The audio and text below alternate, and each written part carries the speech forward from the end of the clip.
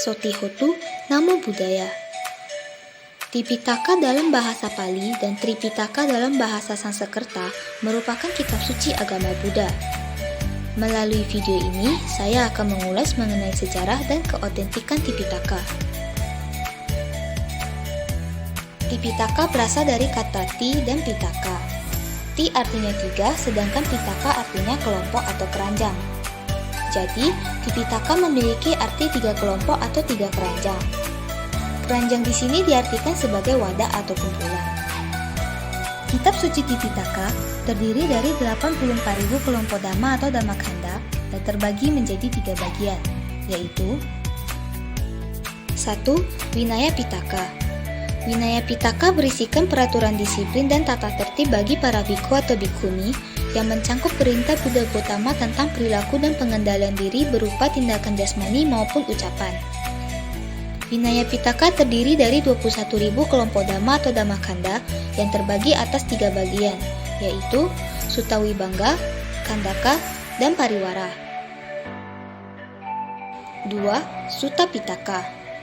Sutta Pitaka berisikan khotbah-khotbah, diskusi, dan tanya jawab Sang Buddha dengan para siswa, petapa maupun orang lain selama 45 tahun membabarkan dhamma yang terdiri dari 21.000 kelompok dhamma atau dhammakanda.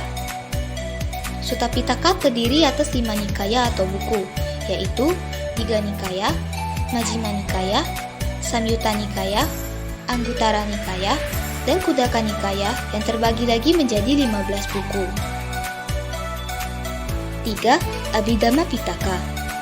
Abhidhamma Pitaka berisikan uraian tentang ilmu filsafat, metafisika, dan ilmu kejiwaan Buddha Dhamma yang disusun secara analitis dan mencangkup berbagai bidang, seperti ilmu jiwa, logika, etika, dan metafisika.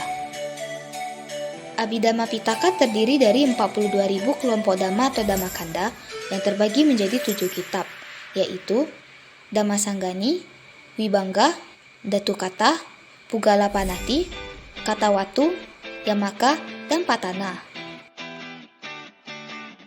Abhidhamma Pitaka adalah bagian dhamma terbesar dalam Tipitaka. Secara harfiah, Abhidhamma didefinisikan sebagai Abhi yang berarti tinggi dan Dhamma yang berarti ajaran dari Sang Buddha. Jadi, Abhidhamma dapat didefinisikan sebagai Dhamma atau ajaran Sang Buddha yang tertinggi. Sejarah Tipitaka. 3 bulan setelah Sang Buddha wafat, yaitu pada tahun 543 sebelum Masehi, seorang bhikkhu tua yang tidak disiplin bernama Subhada berkata dan beranggapan bahwa dengan parinibbananya Sang Buddha, para bhikkhu bisa bebas dan tidak perlu lagi mengikuti aturan-aturan dari Sang Buddha. Mahakasapatera setelah mendengar kata-kata itu memutuskan untuk mengadakan sanghayana atau konsili di Rajagaha. Dengan bantuan Raja Ajata I dari Magadha, sanghayana pertama diadakan di Gua Satapani Rajagaha yang dihadiri oleh 500 orang arahat, dipimpin oleh Yang Arya Mahakasapatera dan berlangsung selama 7 bulan. Tujuan diadakannya sanghayana pertama ini adalah untuk menghimpun dan mengumpulkan ajaran Sang Buddha yang telah dibabarkan selama ini dan menyusunnya secara sistematis. Yang Arya Ananda, siswa terdekat Sang Buddha, mendapat kehormatan untuk mengulang kembali khotbah-khotbah Sang Buddha, dan Yang Arya Upali mengulang kembali winaya atau aturan-aturan. Hal menarik lainnya dalam sanghayana pertama ini adalah pemberian hukuman berat yang dikenal sebagai Brahmadanda kepada Bhikkhu Cana dan mengkritik Yang Arya Ananda atas beberapa kesalahan yang dilakukan selama mendampingi Sang Buddha. Sanghayana kedua. Pada mulanya ajaran Buddha Gautama diwariskan secara lisan dari satu generasi ke generasi berikutnya. 1 abad kemudian, pada tahun 443 sebelum Masehi, terdapat sekelompok bhikkhu yang berniat hendak mengubah winaya. Menghadapi usaha ini, para bhikkhu yang ingin mempertahankan Dhamma Winaya sebagaimana diwariskan oleh Sang Buddha Gautama, menyelenggarakan sanghayana kedua dengan bantuan Raja Kalasoka di Weluwana Amarawesali yang dipimpin oleh Yang Arya Yasatera, dihadiri 700 bhikkhu arahat dan selesai dalam waktu 8 bulan. Tujuan diadakannya sanghayana kedua ini adalah untuk membahas tuntutan golongan Mahasanghika untuk mengubah winaya yang dianggap terlalu keras. Kelompok biku yang memegang teguh kemurnian Dhamma Winaya ini menamakan diri Stawirawada yang kelak disebut Theravada. Sedangkan kelompok biku yang ingin mengubah Winaya menamakan diri Mahasanggika yang kelak berkembang menjadi mazhab Mahayana. Jadi, sahabat setelah Sang Buddha Gotama wafat, agama Buddha terbagi menjadi dua mazhab besar Theravada dan Mahayana. Sanghayana ketiga. Sanghayana ketiga diadakan di Asorakama, Pataliputra, lebih kurang 228 tahun setelah Sanghayana pertama. Sanghayana ketiga ini disponsori oleh Raja Asoka, dipimpin oleh Yang Arya di Samonggaliputratera, yang dihadiri 1000 biku senior terpelajar dan ahli.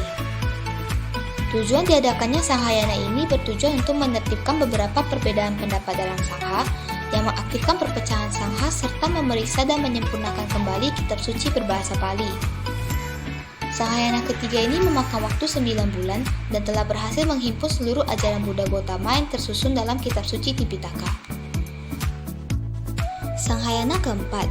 Sanghayana keempat diadakan di Tuparama, Anuruddhapura, Sri Lanka, kurang lebih 400 tahun setelah Sanghayana pertama. Diikuti 60.000 arahat dan dipimpin oleh Yang Arya Mahindatera, yaitu putra Maharaja Asoka Wardana. Pada Sanghayana keempat, ajaran-ajaran Buddha Gotama yang tersusun dalam kitab suci Tipitaka dan Atthakatha telah berhasil dituliskan pertama kali secara resmi di daun lontar. Tujuan penulisan ini adalah agar semua orang mengetahui kemurnian Dhamma Vinaya. Sanghayana kelima. Sanghayana kelima diadakan di Mandalay, Myanmar pada tahun 1817 dan dihadiri oleh 2.400 mahathera dan akriya terpelajar atas sponsor dari Raja Mindonin dan berlangsung selama 5 bulan di istana kerajaan. Sanghayana ini diadakan untuk menyeragamkan kitab suci Tipitaka Pali dan diprasastikan pada 729 lempengan batu pualam yang diletakkan pada sebuah bukit di Mandalay. Sanghayana keenam. Sanghayana ke-6 diselenggarakan di Mahapasana Guha Yangon, Myanmar pada tanggal 17 Mei 1954 sampai 22 Mei 1956. Dipimpin oleh Yang Mulia Abhidaja Maharata Guru Bandata Rewata dan dihadiri oleh biku terpelajar dari berbagai negara, yakni India, Sri Lanka, Nepal, Kamboja, Thailand, Laos, dan Pakistan. Sanghayana ini ditutup pada bulan Purnama Waisak tahun 1956 dan merupakan 2500 tahun parinibbana Buddha Gotama. Tahun ini ditetapkan sebagai tahun kebangkitan kembali agama Buddha di dunia. Sejak saat itu, penerjemahan kitab suci Tipitaka Pali dilakukan ke dalam beberapa bahasa barat. Selanjutnya, saya akan memperlihatkan hasil analisis dan pendapat saya mengenai hal-hal berikut ini.